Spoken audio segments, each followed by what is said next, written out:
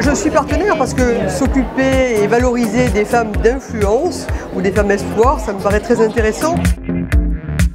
Alors la création de ce prix nous a tout de suite séduit parce que nous étions à la recherche justement d'un club ou d'un groupement de femmes qui avaient des vraies revendications et des vrais partis pris par rapport à leur carrière professionnelle.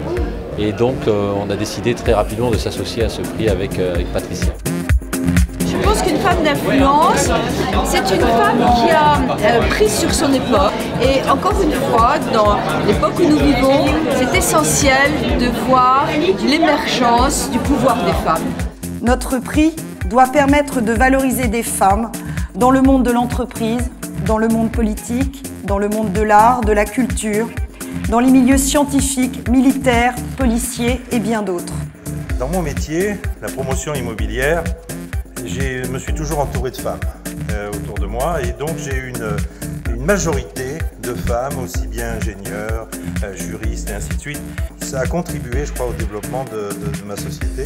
Dans les valeurs fortes de Paprec, il y a la diversité sous toutes ses formes. Et surtout, ce qui est intéressant, c'est que les femmes ont des nettement meilleures carrières, puisqu'elles on suit le taux de promotion, elles ont un taux de promotion de l'ordre de 30%, alors que les hommes, sont promus qu'à hauteur de 20%. Donc.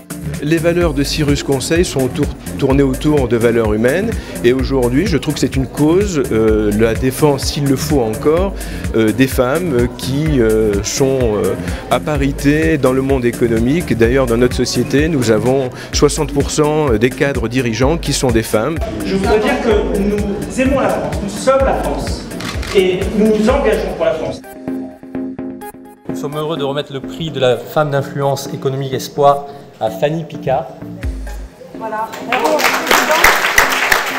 On a été, et on reste je crois aujourd'hui, le premier fonds d'investissement en France sur cette thématique double, d'une économie à la fois rentable et responsable. Je vous remercie vivement les organisateurs et organisatrices de ce prix, vos partenaires. Fanny. À l'Assemblée nationale, le retard est encore grand. Je crois qu'on doit être parmi les derniers pays européens dans la représentation féminine à l'Assemblée, au Parlement. Je crois qu'on doit être autour de 20% de femmes et on est très en retard. Je suis heureux parce qu'on rend et on va donner ce prix à une femme de grande qualité, une femme de conviction, une femme d'action aussi, qui a tout fait très vite, Valérie Pécresse. Alors un grand merci à tous, un grand merci au jury. Moi je suis très émue. Je pense que nous avons besoin aujourd'hui, nous les femmes, de figures d'identification. J'estime que la place des femmes dans le sport est tout à fait extraordinaire, merveilleuse. Et pour moi, non seulement c'est la parité, mais c'est presque parfois des coups de cœur, c'est le cas de le dire. Je remets le prix coup de cœur que je rêvais de remettre. C'est Marie-France Monéger-Guillaume. Je trouve que d'abord c'est une excellente idée de distribuer ces prix, de mettre à l'honneur en fait pas simplement les femmes qui ont reçu les prix, mais toutes les femmes qui ont été nominées. Ça donne vraiment une idée très claire et très nette de tous les talents, de toutes ces compétences féminines qui se développent dans tous les milieux.